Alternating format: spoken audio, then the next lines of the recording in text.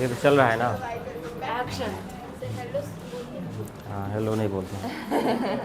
और सब वीडियो करते हैं, थैंक यू लास्ट में बोलते हैं कल वाला में। देखिए अगला टॉपिक है आप लोग का the romantic imagination and national feeling. Why are you writing? इसके बाद क्या करना है जब ये जाना है? रोमांटिक, यहाँ पर रोमांटिक का मतलब वो मतलब नहीं जो आप जानते हैं। यहाँ पर रोमांटिक का कुछ और मतलब है। Romantic imagination and national feeling, ये रिलेटेड है जो लोगों के अंदर नेशनल फीलिंग या नेशनलिज्म की जो फीलिंग लाने की कोशिश किया जा रहा था, वो वाली फीलिंग। तो देखिए लोगों के अंदर फीलिंग लाने के लिए, नेशनलिज्म की फीलिंग, देशभक्ति राष्ट्रभक्ति की भावना जो फीलिंग लाने के लिए, इससे पहले कई सारे वॉर हुए। पहले देखें ना, इससे पहले वॉर किया गया, वॉर हुआ बहुत सारे। इससे पहले नेपोलियन भी आया था, नेपोलियन भी कई सारे वॉर लड़े। तो लोगों को लड़ करके एक तरह की फीलिंग आती थी कि हम we are fighting for our country. तो एक हो गया वॉर के थ्रू, वॉर के थ्रू एक तरह से फीलिंग आ रहा था, yes this is our nation, we should fight for our country. तो वॉर के थ्रू तो लोगों को फीलिंग तो जनरेट हो गया, लेकिन क्या ये यही जरिया था जिसके थ्रू लोगों के अंदर फीलिंग जनरेट किया गया? नहीं, इसके अलावा अब वॉर के अलावा अब हम दूसरे चीज़ देखेंगे कौन से ऐसे दूसरे तरीके थे जिसके थ्रू लोगों में ये फीलिंग जनरेट किया गया, डाला गया, yes this nation belongs to you and you should love your nation, you should live together. देखिए वो क्या था? वो था रोमांटिक इमेजिनेशन। रोमांटिक इमेजिनेशन का मतलब कल्चरल मूवमेंट, कल्चर। तो देखिए कल्चर के थ्रू भी लोगों को एकजुट किया जा सकता है। जैसे हम एक तो हो गए कहानियाँ सुना करके कि हमारे जो पूर्वज थे बहुत बहादुर थे, बहुत उन्होंने अपने देश के लिए लड़ा, ये किया वो किया। एक स्टोरीज भी तो हो सकता है, एक कहानियाँ भी तो बताई जा सकती है, कोई पिक्चर भी तो बनाया जा सकता है कि देखिए ये अंग्रेज हम लोगों के ऊपर अत्याचार कर रहा है, हमें मोलेस्ट कर रहा है, हमें हरास्ट कर रहा है, और फिर उस पिक्चर को देख के हमको एक तरह का सेंस आ जाए कि नहीं हम लोग के साथ गलत हो रहा है, हमें उठना होगा। तो पिक्चर भी आपके दिमाग में एक तरह से इमोशन जनरेट कर सकता है कि नहीं? पिक्चर या कोई मूवी है तो कैसा है, एक तरह से इमोशन जनरेट कर देता है। तो वैसे ही है, वो कल्चरल मूवमेंट के थ्रू लोगों के अंदर फीलिंग जनरेट किया गया। तो यहाँ पर देखिए लिखे culture played an important role. इससे पहले तो वॉर के बारे में समझ ली, वॉर वगैरह किस तरह से लोगों को मोटिवेट किया। अब यहाँ पे culture played an important role, बहुत बड़ा इंपॉर्टेंट रोल था कल्चर का in creating the idea of nation. एक देश बनाना, एक राष्ट्र बनाने के पीछे लोगों के अंदर जो ये आइडिया था, ये कल्चर भी काफ़ी रोल अदा किया, उसमें उनका कंट्रीब्यूशन था कल्चर का भी। मतलब एक देश होना चाहिए, लोगों के दिमाग में ये आइडिया कल्चर भी डाला, ना ओनली वॉर नहीं केवल। जैसे कल्चर में अब क्या क्या आती है, जैसे कि कोई आर्ट हो गया, कोई पेंटिंग हो गया। सपोज इसमें एक पेंटिंग में दिखाया गया, आगे देखेंगे कोई मान लीजिए एक पेंटिंग बना दिए, इसमें हम दिखा दिए कि जो इंडियंस फार्मर है वो अंग्रेजों के तलवे चाट रहे हैं, उस पर लोग कोड़े मार रहे हैं, उसको पीटा जा रहा है, उसको भगाया जा रहा है, उसको अंग्रेज बोल रहा है कि मेरे पैर में तुम अपना नाक रगड़ो, और ये साथ पिक्चर ऐसा बना दिए हैं। तो पिक्चर में कुछ नहीं बोल रहा है, बस आप पिक्चर देख के समझ जाएंगे नहीं क्या हो रहा था उस वक्त, या आपके अंदर अपने देश के लिए फीलिंग जनरेट हो जाएगा कि नहीं कि यस हमारे फार्मर के साथ ऐसा हुआ पास्ट समय में। तो कैसे वो पिक्चर बिना कुछ बोले हुए आपको बहुत कुछ बोल दिया है कि नहीं? तो आर्ट्स वही होता, आर्ट पेंटिंग जैसे मिथिला पेंटिंग है, तो एक कल्चर को दिखाता है कि मिथिला में किस तरह की चीज़ें हैं, वो कल्चर को, पूरे कल्चर को डिनोट करता है। तो वैसे आर्ट हो गया। पोएट्री भी कल्चर का पार्ट है। पोएट्री मतलब हो गया कोई कविताएं, सुने होंगे देशभक्ति कई सारी कविताएं होती, कविता सुन करके जुनून आ जाता है। तो कई सारे कविताएं होते, जैसे एक सुने होंगे रानी लक्ष्मी वाला, खूब लड़ी मर्दानी, वो तो झांसी वाली रानी थी, सुने हैं हम लोग? तो वो कहानी जब पढ़े तो एक तरह से गूज़बम्स आ जाते हैं, मतलब बहुत ही बोल्डनेस फील करने लगते हैं। तो कैसे पोएट्री भी क्या करती है, एक तरह से इमोशन जनरेट करते हैं, हमारे इमोशन भावना जनरेट कर देती है ना। अब स्टोरीज भी, कहानियाँ भी सुना देता है, जैसे कभी सुनाते हैं कि हमारे अपने वीर जवानों की कहानियाँ सुनते हैं, फ्रीडम फाइटर्स की कहानियाँ सुनते हैं, तो उससे भी हम लोगों को फीलिंग्स जनरेट हो जाता है। वैसे ही स्टोरीज का भी काफ़ी रोल रहा था उस वक्त। म्यूजिक, कई सारे म्यूजिक बना दिए, गाने बना दिए लोगों ने देशभक्ति के ऊपर। जैसे सॉन्ग देखते हैं कि 15 अगस्त आता है, उस दिन अच्छे से सॉन्ग बजते हैं, तो वो सब क्या एक तरह के ट्रिगर कर देता है हमारे इमोशंस को। लैंग्वेज भी एक बहुत बड़ा रोल है। अगर हम अपना लैंग्वेज यूज़ करते हैं तो ये रिप्रेजेंट करता है हमारे देश को, हमारे नेशन को रिप्रेजेंट करता है। इमेजिनेशंस, अपने देश के लिए इमेजिन करना, अच्छा इमेजिन करना, ये सभी क्या है, these are the parts of culture. Culture है, हमारे संस्कृति का एक भाग है ये सब। और इसके कारण भी इमोशंस जनरेट हो सकते हैं। कैसे इमोशंस? तो देश के लिए नेशनल फीलिंग या लिबरलिज्म की फीलिंग, नेशनलिज्म की फीलिंग, नेशनलिस्ट फीलिंग, और इस वजह से क्या हुआ, नेशनलिस्ट में, नेशन देश के लिए फीलिंग लोगों में जनरेट हो गया। तो हम यहाँ पे ये बताना चाह रहे हैं कि कल्चर के थ्रू भी लोगों में फीलिंग जनरेट किया गया, नॉट ओनली थ्रू वार, केवल वार के थ्रू नहीं बल्कि कल्चर के थ्रू भी। केवल लोगों को, हम बच्चे को हमेशा डंडे दिखा करके नहीं सिखा सकते, उसे कभी प्यार से समझाते हैं तो वो भी समझ जाते हैं। तो दोनों ही चीज़ जरूरी होता है। देखिए अब ये इसको हम क्वेश्चन के थ्रू बता दे रहे हैं कि व्हाट वाज रोमांटिसिज्म, वैसे पूछा भी है, तो व्हाट वाज रोमांटिसिज्म, तो ओवरऑल थोड़ा आइडिया लग गया होगा। देखिए हम लिखे पूरा, romanticism is a cultural movement, यह मूवमेंट है लेकिन ये बैटल नहीं है, वॉर नहीं है, बल्कि एक कल्चरल मूवमेंट है, कल्चर के थ्रू मूवमेंट लाया गया था। तो कल्चर में ये सब पार्ट, ये सब चीज़ें आती है कल्चर में। तो romanticism is a cultural movement, ये ध्यान रखिए, कल्चरल मूवमेंट था, एक तरह का आंदोलन था, एक तरह का क्रांति था, लेकिन कल्चरल वाला था।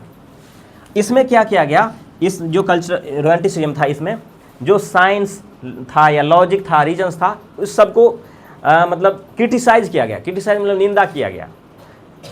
आदमी केवल दिमाग से नहीं चलता है बल्कि दिल से भी चलता है। यहाँ पे ये भी समझने वाले कि मतलब साइंस हर जगह लॉजिक के नहीं बताना है कि ये तुम्हारा देश है, तुम्हें इसके लिए लड़ना चाहिए, क्योंकि कानून है, तुमको ऐसा करना चाहिए, बल्कि तुमको उसे फीलिंग्स भी अगर जोड़ दिया जाए तब भी आप रेडी हो जाएंगे, है कि नहीं।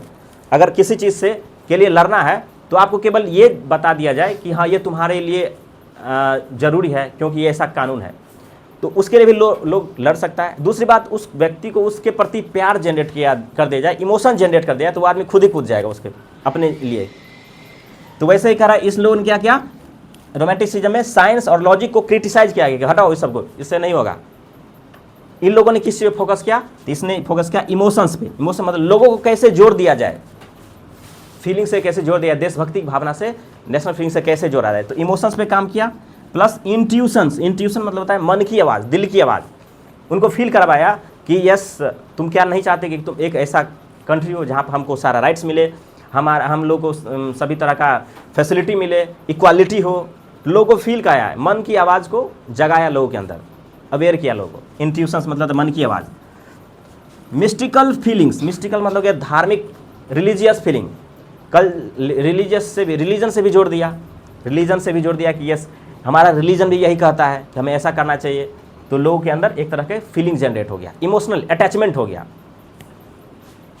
दूसरा, और ये जो रोमांटिसिज्म के अंतर्गत क्या किया गया, कॉमन कल्चर और शेयर्ड हिस्ट्री, मतलब सब अब एक ऐसा देश बनाना चाहता था, एक ऐसा नेशन बनाना चाहता था ये लोग रोमांटिसिज्म में, कि ऐसा देश बने जहाँ सब लोगों का कॉमन कल्चर हो। कल्चर मतलब उनकी कल्चर आपस में मिलता जुलता हो, उनका शेयर्ड हिस्ट्री हो, मतलब हिस्ट्री भी, उनकी पास्ट भी एक जैसा हो। जैसे हम सब का ये शुरुआत में बताए थे, जब शुरुआत किए थे तब ये क्या होता है, ये सब मतलब हम सब का पास्ट क्या है, एक जैसा, हिस्ट्री क्या है, सेम ही है। जो महात्मा गांधी या फिर सुभाष चंद्र बोस ये लोग लड़ा, तो मेरे लिए नहीं लड़ा है, पूरे देशवासी के लिए लड़ा, मतलब हमारा पास्ट क्या है, सेम है, हिस्ट्री हम सब का सेम ही है। तो ऐसे लोग जिनका हिस्ट्री सेम हो, जिनकी कॉमन कल्चर हो, उस बेस पे वो लोग देश बनाने का, उस बेस पे उन्होंने कंट्री बनाने का एक सपना देखा, लोगों को मोटिवेट किया कि हम एक ऐसा देश बनाएंगे जिसका बेस क्या होगा कि सब लोग आपस में, सबकी कल्चर एक जैसी होगी और सबका जो हिस्ट्री है वो एक जैसा होगा, ताकि एक नेशन बने। Is that clear? तो फाइनली इसका मतलब हम क्या समझे, रोमांटिसिज्म एक कल्चरल मूवमेंट था जिसमें लोगों को साइंस और लॉजिक को क्रिटिसाइज किया गया, बल्कि इमोशन पे और इंट्यूशंस पे जोर दिया जाएगा। लोगों को इमोशनली कनेक्ट किया गया आपस में, so that they will have their own feelings for the nation. और उन्होंने एक ऐसा नेशन बनाने का सपना देखा, ड्रीमिंग देखा, जिसका बेस क्या हो, कॉमनलिटी हो, जिसमें सिमिलैरिटी हो, जिसकी कल्चर कॉमन हो, तभी एक अच्छा देश बनेगा। मतलब एक देश अगर कंट्री बनाना चाहते हैं, अगर उसमें दो तरह के लोग रहने लगेंगे तो उसमें फूट डालने की हमेशा संभावना रहेगी। मान लीजिए एक हम यहाँ पर क्रिश्चियन लग रहा है, एक तरफ मुस्लिम रह रहा है, तो दोनों में बहुत ज़्यादा डिफरेंस हो गया। तब दोनों हमेशा चाहेंगे कि हम इस देश पर राज करें, एक कहेगा हम देश पर राज। इसमें डिवीज़न होने का ज़्यादा चांस होता है। तो नेशन ऐसा बनाने की कोशिश किया गया ताकि सब लोग का हिस्ट्री जो सेम हो, सबको लगे कि ये यहाँ से हम बिलोंग करते हैं और ये हमारी जगह है, इसीलिए। तो ये था रोमांटिसिज्म। चलो आप लोग पहले ये हेडिंग दे दीजिए, उसको हम लिखाते हैं। ऊपर का हेडिंग दीजिए केवल।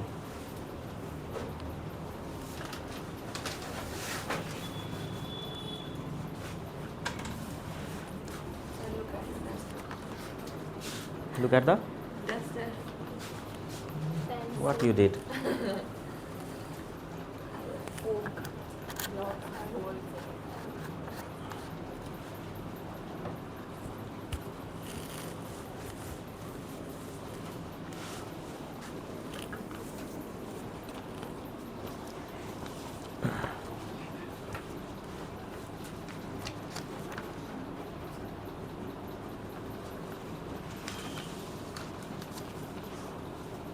लास्ट में पूछेंगे आप लोगों को, आज लास्ट में 10 मिनट पहले सबसे कुछ कुछ पूछेंगे जो जो पढ़ा रहे हैं। पिछले वाला मत पूछिएगा, ये वाला पूछिएगा। चलिए रोमांटिक व्हाट, ये लिख लिए। अब इसके बाद थोड़ा सा लिखिए, अब ये नहीं लिखना है, अब उसके बाद ये हेडिंग के बाद लिखिए culture, culture played an important role, culture played an important role, important role in creating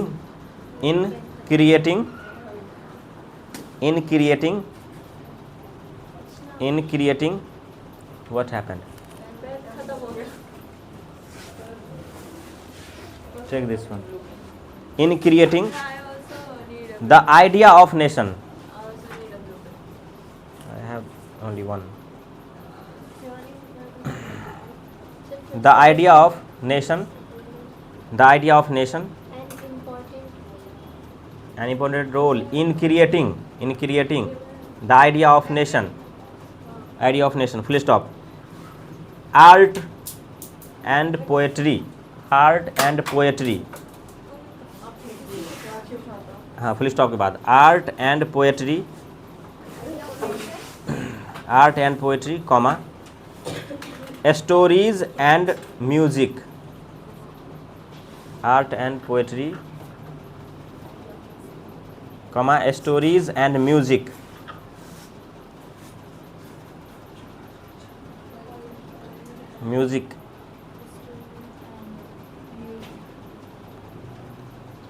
language and imagination,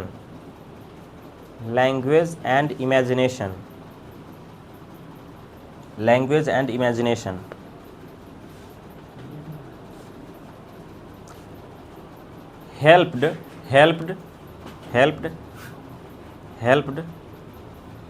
expressing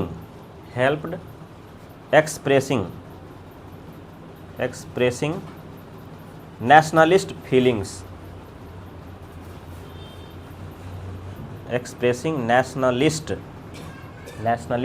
feelings, feelings. Now write this question: what was romanticism? What was romanticism?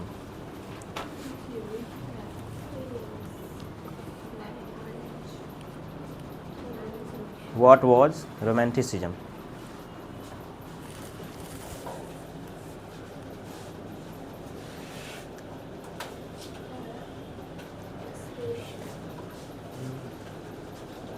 Let's write about romanticism. लिखिए नीचे से culture played an important role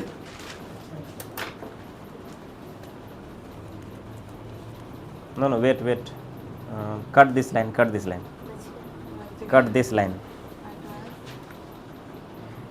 romanticism लिखाना है। romanticism was a cultural movement, इस line को काट के लिखिए romanticism was a cultural movement, romanticism was a cultural movement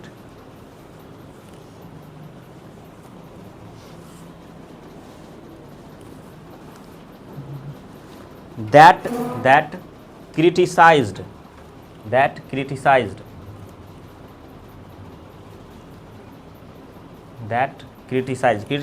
means निंदा करना, yes, that criticized the logic of science, that criticized the logic of science, that criticized the logic of science and reason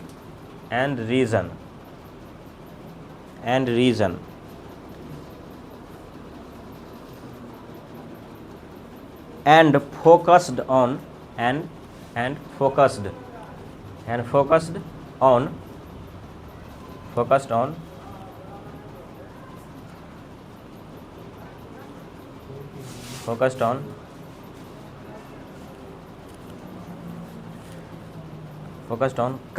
first point में लिखिए, point first कर दिए, focused on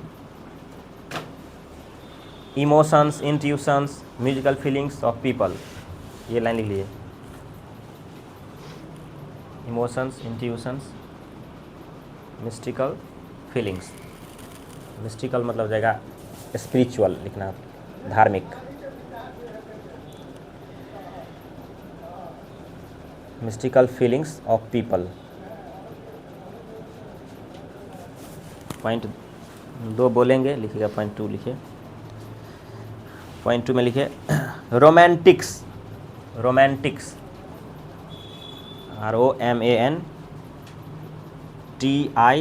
ROMANTICS, Romantics. Romantics bracket में लिखिए, Romantics का मतलब हो गया पोएट्स एंड आर्टिस्ट। रोमांटिक्स के ब्रैकेट में लिखिए पोएट्स एंड आर्टिस्ट, आर्टिस्ट।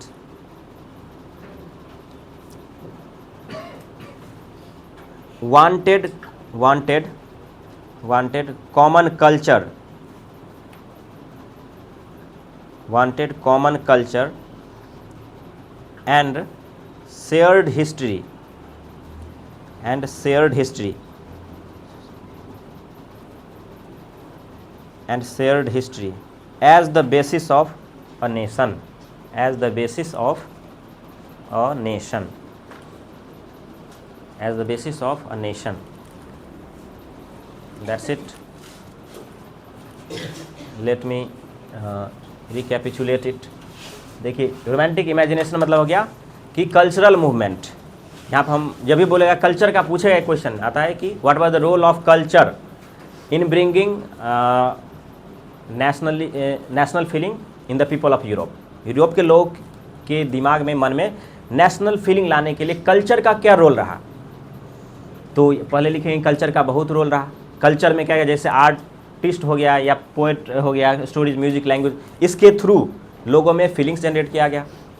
बोलेगा व्हाट वाज रोमांटिसिज्म, तो romanticism was a cultural movement. इस लाइन को याद रखिएगा, रोमांटिसिज्म एक कल्चरल मूवमेंट था जिसमें लॉजिक को, साइंस को क्रिटिसाइज किया गया, but it force was given on emotional attachment, emotional connections, intuitions, mystical feelings, ये पॉइंट याद कर लीजिएगा। And they wanted to build a nation on the basis of common culture and common history, shared history. That's it, यही था romanticism. अब आगे देखते हैं अगला क्वेश्चन। Pause this for a moment.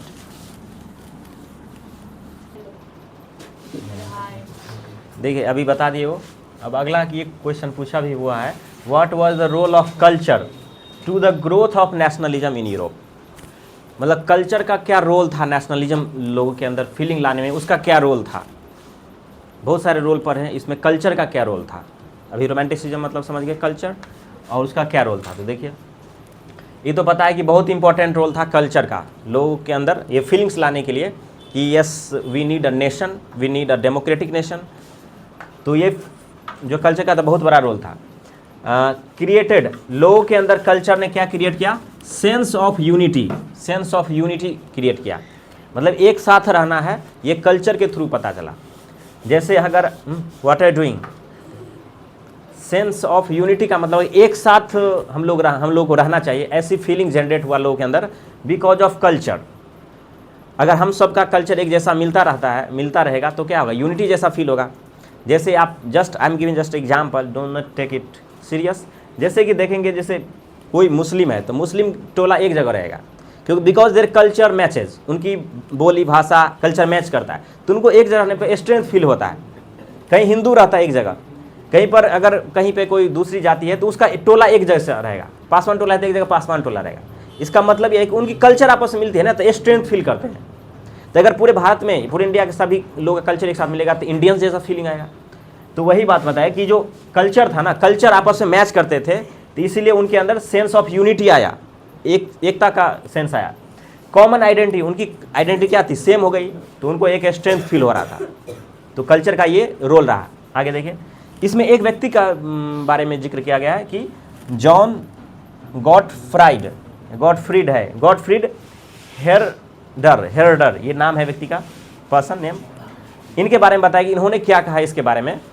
तो ही बिलीव्ड, ये इनका मानना था, गॉटफ्राइड का मानना था कि अगर जर्मनी के बारे में उन्होंने कमेंट किया था, अगर जर्मनी का ट्रू कल्चर देखना है कि जर्मनी का जो सही में कल्चर कहाँ पे है, ट्रू जर्मन कल्चर वो कहाँ देख सकते हैं, कॉमन पीपल में, नॉर्मल लोगों में दिखाई देगा, वहाँ की साधारण जनता में दिखाएगा। ऐसे भी भारत के बारे में कहा गया कि अगर भारत की आत्मा देखनी है, इंडिया की आत्मा देखनी है तो गाँव में देखिए।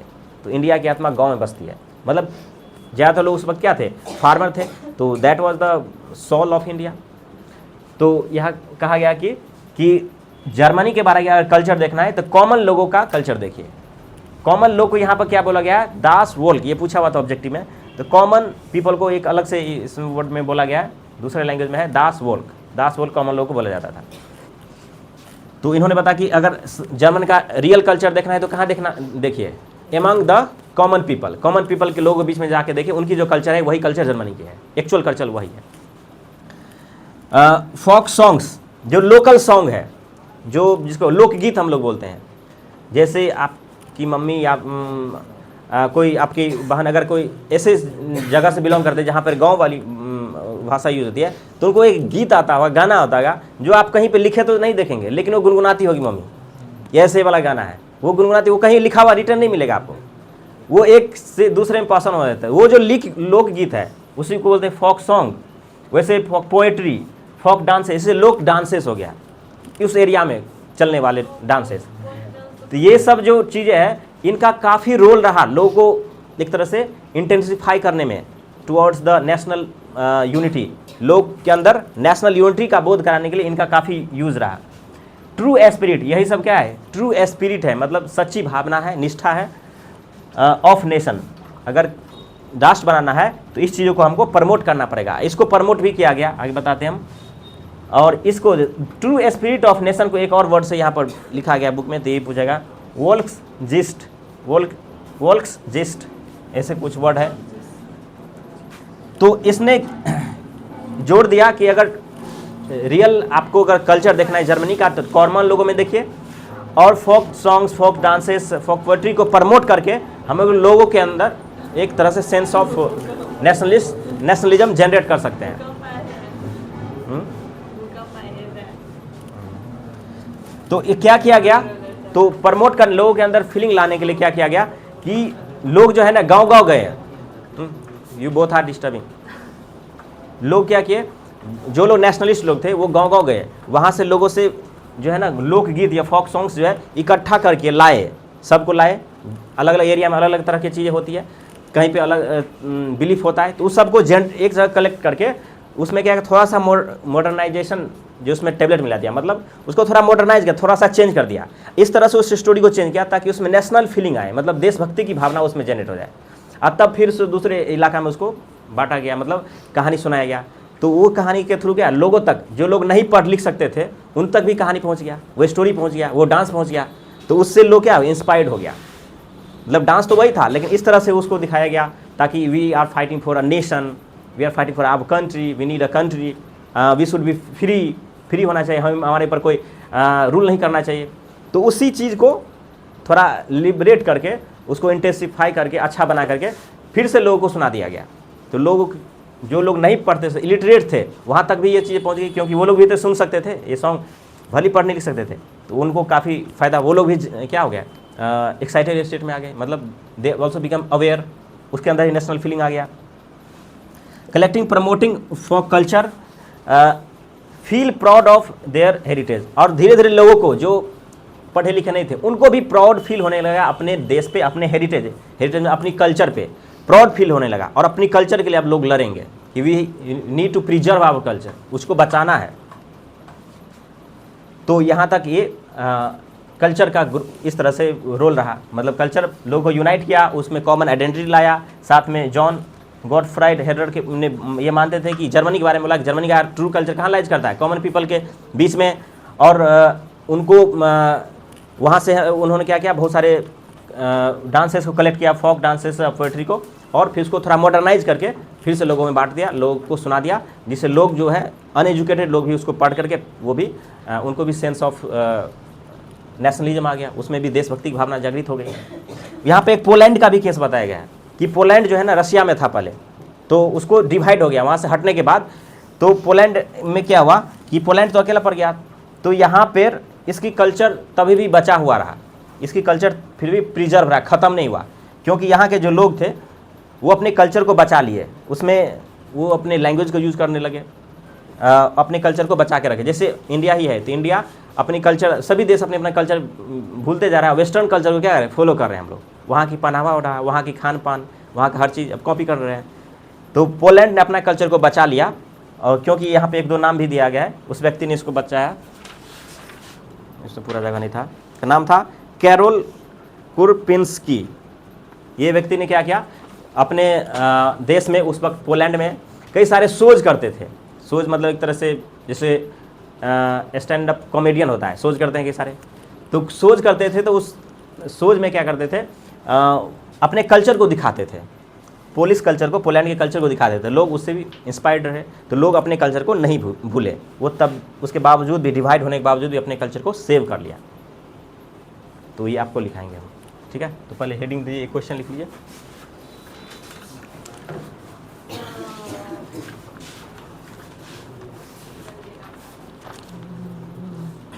क्वेश्चन लिख लिया है?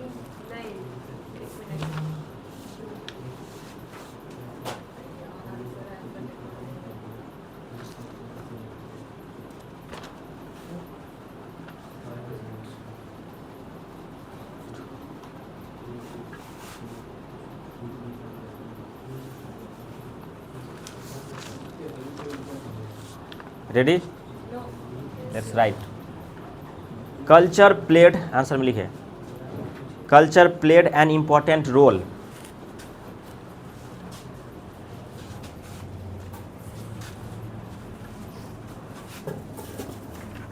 culture played an important role in the growth of nationalism, in the growth of nationalism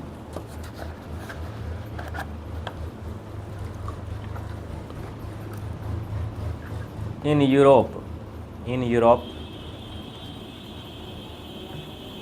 full stop. It created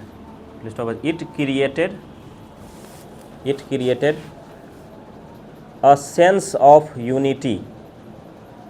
It created a sense of unity, a sense of unity and common identity,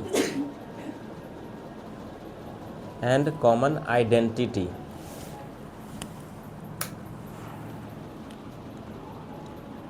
among the people, among the people, among the people.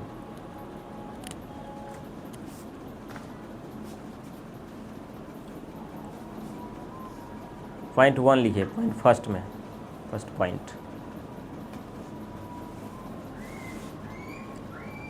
Romantic, romantic, romantic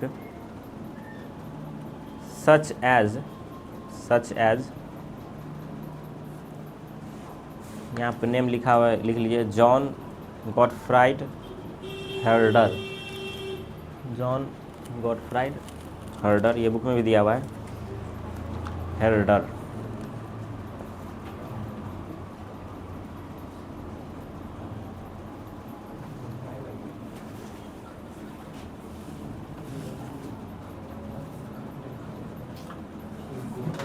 Herder believed that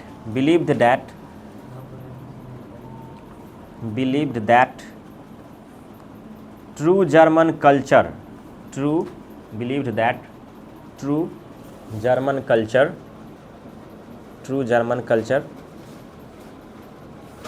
can be seen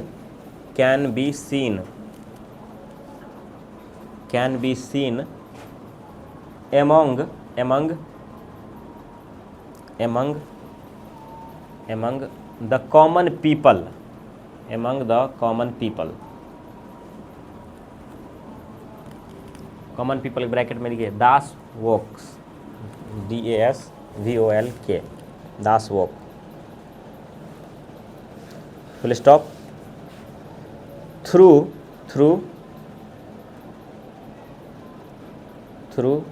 folk songs, यहाँ पे लिखा हुआ है, लिख लो, through folk songs, folk poetry and folk dances.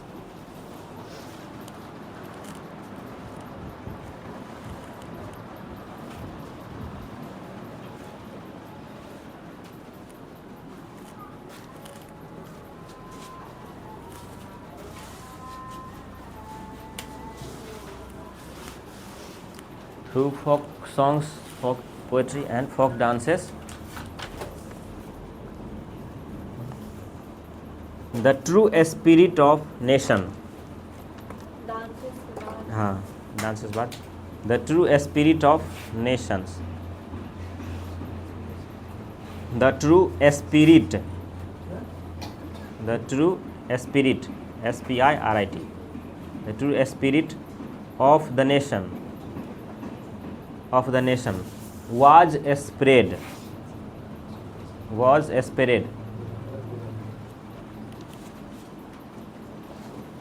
the nation was spread, full stop।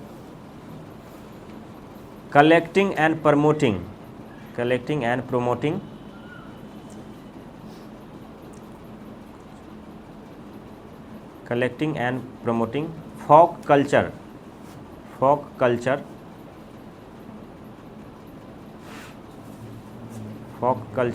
helped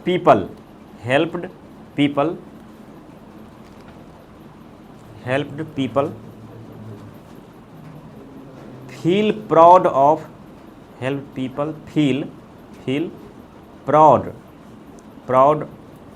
feel proud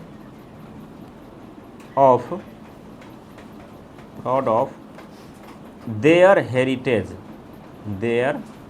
HERITAGE, their heritage, heritage means culture, yes।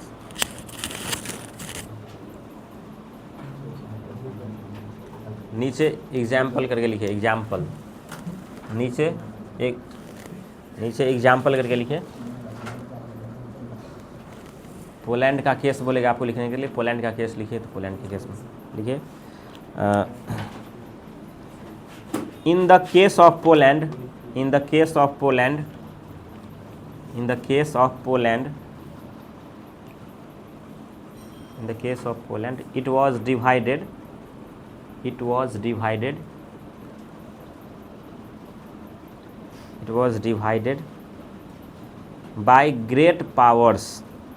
it was divided by great powers,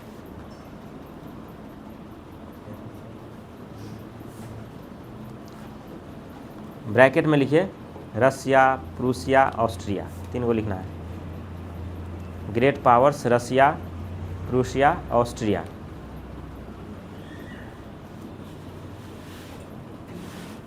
Russia, Prussia, Austria, तीनों को इसमें दिया है great powers यहाँ पे,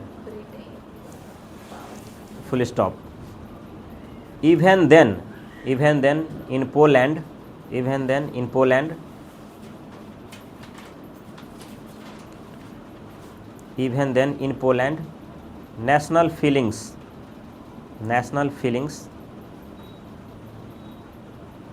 national feelings were kept alive, alive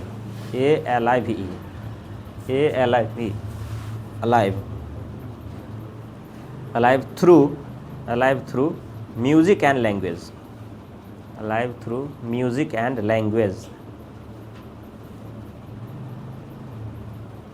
full stop। Carol नाम लिखना है, KAROL,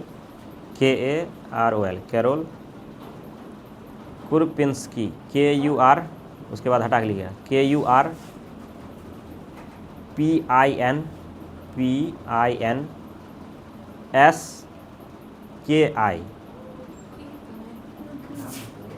Kurpinski,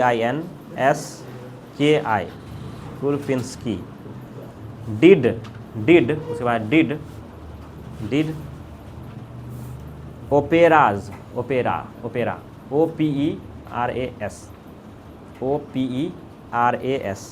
ओपेराज। ब्रैकेट में लिखो, ओपेरा का मतलब होता है सोज, बोले ना सोज किया था stand up comedy, SHOWS, shows. And music, shows, operas and music. To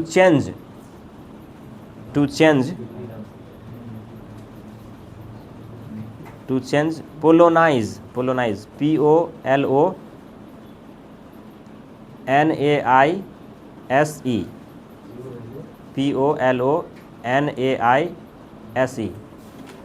पोलोनाइज मतलब होता है, ये एक फोक कल्चर है पॉलिश लोगों का, ठीक है। जैसे हम लोग का समा चकेवा है ना, समा चकेवा सुनते हैं, सुने हैं? तो हम लोग का क्या है, लोक कल्चर हो गया ना। झिझिया हो गया वहाँ के गुजरात का, इधर भी खेलते हैं। तो पोलोनाइज एंड